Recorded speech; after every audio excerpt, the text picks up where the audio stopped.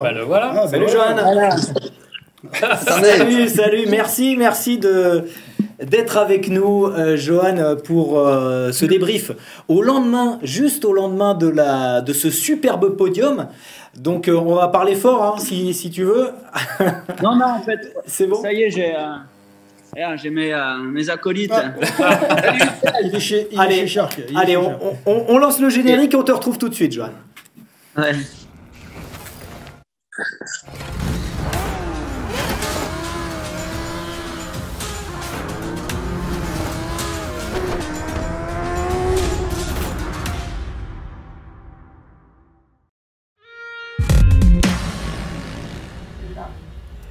L'invité d'After Sunday, c'est donc Johan Zarco. Johan, un week-end qui a été très très satisfaisant pour nous autres devant nos télés et sur place. Comment tu l'as vécu toi ce week-end? Eh bien, correctement, parce que tous les essais sous la pluie, moi, ça me décontracte, on va dire. Ça pourrait être stressant parce que ça glisse plus, on est plus sujet à la chute. Mais comme je suis assez performant, eh ben ça me relaxe parce que j'ai pas besoin de me mettre trop limite pour être parmi les bons. Et ça c'est bien. Avec de la marge, j'arrive à être devant. Du coup, ça permet de faire de bons essais sans trop se stresser et surtout en économisant de l'énergie. Du coup, tous les essais sous la pluie, ça m'a pas fait du mal. Et ensuite, qualif sur le sec, où là, je me suis dit, tiens, là, ça risque d'être dur parce que des fois, quand on repasse direct sur le sec, c'est pas simple de prendre le rythme. Comme la Ducati, de temps en temps, elle est un peu dure à emmener. Et en fait, ça a bien marché. Du coup, pole position. Pole position et puis un superbe podium, une course solide. Derrière, il y a eu du grabuge. Johan, heureusement que tu étais parti. Pas vraiment parti, mais j'ai doublé Mir au bon moment, quoi. Et c'est là que ça a été une superbe course. Ça faisait longtemps que j'avais pas vécu une course comme ça, où en fait au départ je perds quelques places. Du coup là, ça ressemble beaucoup aux courses précédentes. et, et ensuite j'ai réussi à monter le cran d'agressivité, le bon cran d'agressivité, parce que je me sentais suffisamment bien sur la moto et ça a permis de rapidement doubler Alex Marquez et Miller. Et ça a été un peu un moment clé. J'ai ensuite rattrapé Mir et derrière Mir, j'ai pu, on va dire, récupérer de l'énergie où j'ai pu temporiser. Voilà, c'est le bon mot. Pour voilà, gérer la course, je savais que Fabio, je ne pouvais pas le prendre, il allait trop vite.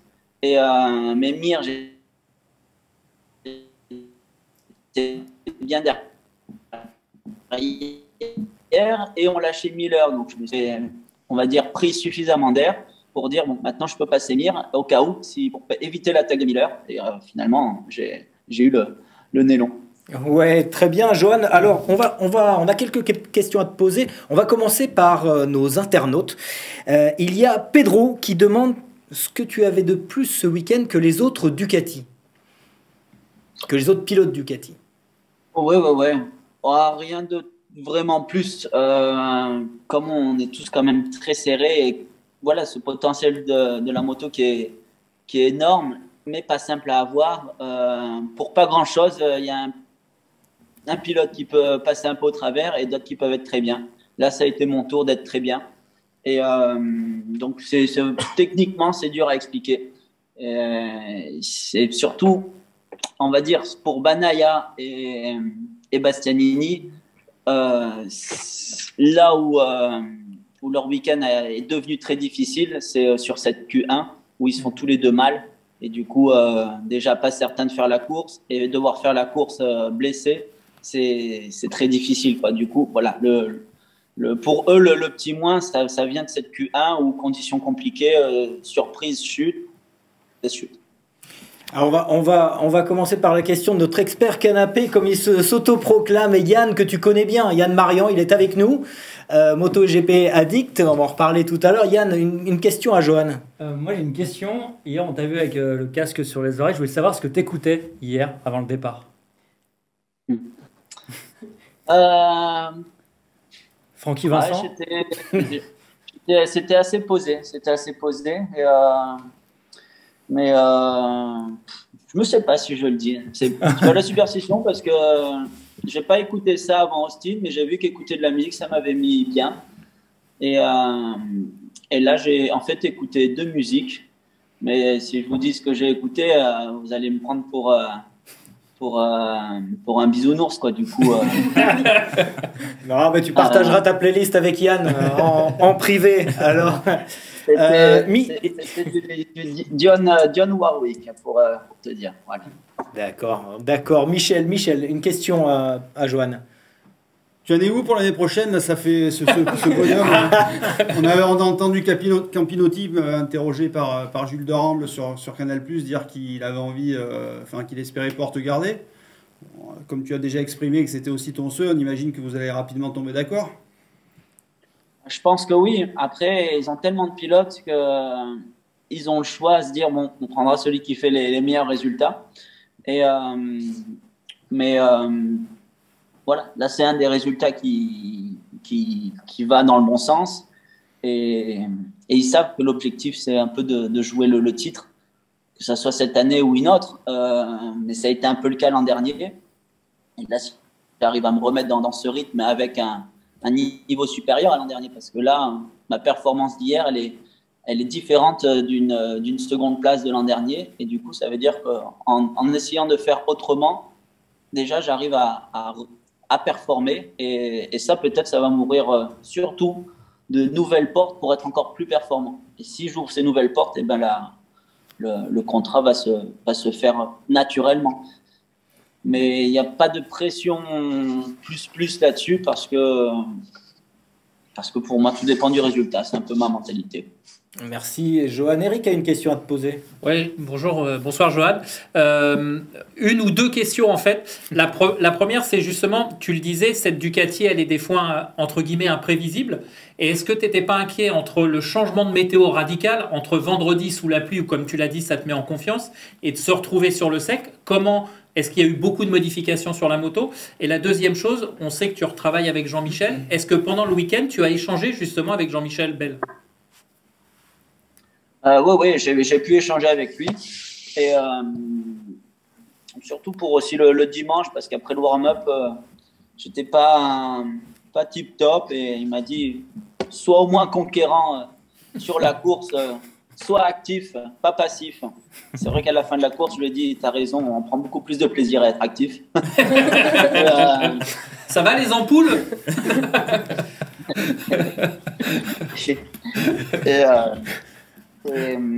Non, comme j'ai dit, j'étais inquiet parce que des fois, le changement entre quand on n'a que roulé sous la pluie et qu'il faut d'un seul coup performer sur le sec, la moto, des fois, presque semble lourde. Et là, je pense que le bon entraînement qu'on avait fait en amont avec JMB, ça m'a permis, disons, d'avoir ce calme pendant cette séance qualif, d'aller chercher les bons points de la moto, de m'adapter en fait plus rapidement. Et ça a performé, mais là où j'étais vraiment heureux, c'est que je ne m'attendais pas aussi bien. Et du coup, c'était vraiment trop bon. Et en niveau réglage, il y avait heureusement qu'on a la base de l'an dernier qui nous sert beaucoup. Merci Johan. Margot. Alors Margot a essayé de t'interviewer sur la péniche, tu sais, à la conférence de presse du Grand Prix. C'était il y a quelques temps. Maintenant, il est là. Oui. Johan, est-ce que tu as une question à lui poser, Margot? Oui, j'avais une question. Bonjour. C'était... Est-ce que je peux te tutoyer? Ouais, elle hésitait à te tutoyer. Hésitait. Si tu me considères pas trop vieux, oui. Bon, pour revenir à ma question, c'était est-ce que justement tu as trouvé les clés manquantes par rapport au départ? Parce que sur Austin et justement sur Portimao, pardon, les départs semblaient quand même un peu meilleurs comparé au début de saison.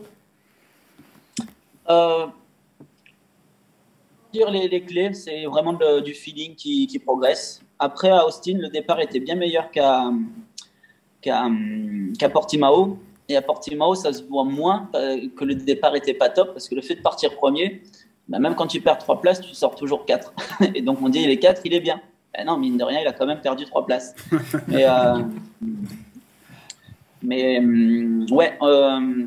pareil, un embrayage un peu capricieux.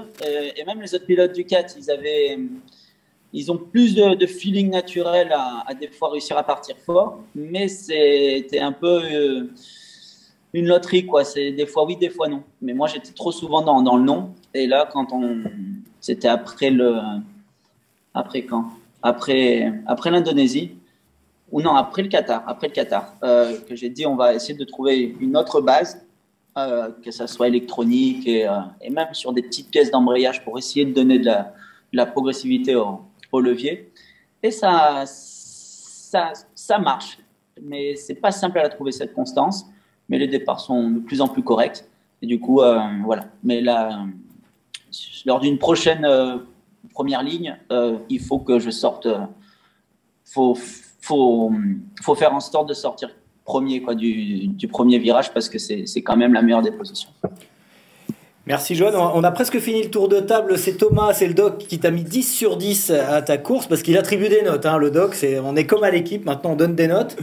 Une question pour Johan. Ouais, salut Johan. Juste, tu sais que j'aime bien la partie technique. Juste, tu fais partie de, je pense, les seuls pilotes Ducati à utiliser le système de changement d'assiette à l'avant. Est-ce que ça apporte quelque chose, notamment pour tes courses, l'usure des pneus et pourquoi tu es le seul à l'utiliser en fait? Alors, je continue de l'utiliser parce que quand je l'essayais à Gérès en novembre dernier, j'avais bien aimé la sensation. Et ça faisait vraiment une sensation qu'on peut accélérer beaucoup plus fort parce que la moto, elle s'écrase devant et tu le sens. Et du coup, tu vois que tu peux mettre beaucoup plus de puissance, surtout sur le deuxième et le troisième rapport. Mais le système s'est aussi rendu un peu capricieux parce que des fois, ça bloque certaines choses. Et sur une course comme Austin, par exemple, on n'arrivait pas à en prendre que de l'avantage. Mais quand on analyse les datas, on voit quand même que ça accélère pas moins bien que l'an dernier. Et en fait, les autres marques ont aussi beaucoup évolué en accel et on voit moins la différence par rapport aux autres, mais on n'accélère pas beaucoup moins en fait. C'est juste que nous, pilotes, on dit qu'on accélère moins, mais parce qu'on double moins facile les autres. Et sur un exemple de Portimao, c'était agréable de la voir sur le petit sommet à la fin du dernier virage, là, quand on attaque la ligne droite. Et là, j'avais les sensations de l'an dernier. Et cette année, il y avait du mieux quand même. Ça cabrait moins et du coup, tu accélères plus fort. Et comme c'est la force de la Ducat, quand même, une fois que tu colles bien ta roue avant par terre, tu as plus de chevaux que les autres. C'est bien de les utiliser. Par contre, je pense que ça ne joue pas sur l'usure du pneu. D'accord. Merci Johan. Merci Johan. Une question Johan pour boucler le tour de table sur le Grand Prix de France qui arrive, ça arrive très vite. C'est ton Grand Prix, c'est le Grand Prix de sponsor de ton casque, t'es à domicile, vous avez fait un doublé avec Fabio. Qu'est-ce que tu attends d'abord de RS et ensuite du Grand Prix de France? Je n'attends plus rien maintenant avec l'expérience parce que tout le monde est trop fort et quand on attend trop, on ressort plus déçu qu'autre chose. Mais le fait de s'entraîner toujours au mieux possible, c'est pour augmenter cette performance tout le temps. Et quand il y a un niveau pour jouer le podium et même penser à la victoire, quand il n'y a pas un Fabio qui se sent trop bien, eh bien voilà, c'est le genre de place que j'aimerais viser, mais je peux pas. Voilà, je dis j'aimerais viser, mais je peux pas dire j'attends ça, okay. Parce que si j'attends que ça, admettons une 5e place, tu craches dessus. Et c'est dommage parce que quand tu termines 5e et que tu sors pas content de ton week-end, c'est que tu l'analyses mal. Donc voilà, je vis au jour le jour. Alors, justement, moi j'ai une petite question parce on avait une photo passée de ta complicité avec Fabio, justement, on t'en parlait quand il se sent bien. Là, il se sentait bien à la conférence de presse du Grand Prix. Moi, je vous avais juste en face de moi, je présentais parce que tous les autres étaient de dos, mais moi je voyais que vous racontiez, vous rigoliez. En fait, qu'est-ce que vous êtes raconté? Euh, je sais plus, on devait déconner. À mon avis, à ce moment-là, il y avait les filles du Moulin Rouge Ouais. devant nous. Et du coup, ça attire vite les regards et les commentaires. Surtout Et que je tu leur pense as qu'on donné devait- rendez-vous sur la première ligne, non? Si j'ai bien compris. Ah ouais, j'ai dit, c'est un peu obligé, quoi. Sinon, on va se dire. Ouais, alors. Et, mais on devait déconner là-dessus. Mais comme j'ai dit à la conférence de presse, là, après la course, je lui ai dit, on a 10 ans d'écart. Du coup, ça me fait plaisir quand il gagne. Et il a très bien mûri. Il a une bonne mentalité. Et ça, c'est encore plus agréable, quoi, tu vois. Donc, on peut vraiment plaisanter, déconner, parce qu'on est chacun focus sur notre truc, même si à la fin, l'objectif final, on peut se le... c'est le même, quoi, on va dire. Mais si, admettons, il est rechampion, moi je suis deuxième, ou même vice-versa, on sera toujours content. C'est super, Michel, hein, de Ouais, voir alors- deux Français qui s'entendent comme ça. Ouais, c'est- alors justement, Johan, je vais terminer une petite dernière question. Sur le podium, on a vu que tu faisais rire encore Fabio. Donc, qu'est-ce que tu lui as raconté pendant que la Marseillaise résonnait dans le ciel de Portimao?